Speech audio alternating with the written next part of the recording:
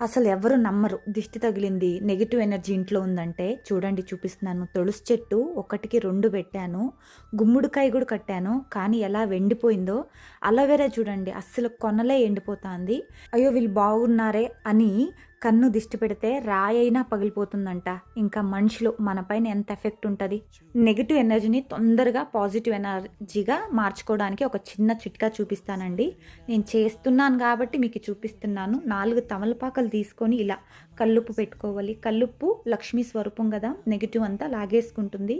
నేను ఈ టేబుల్ పైన పెట్టి చూపిస్తున్నాను కదా, అలా మీరు రూమ్లో, హాల్లో, కిచెన్లో 4 వైపులు పెట్టేసుకొని ఇంట్లో ఎవ్వరు ఉండకూడదు.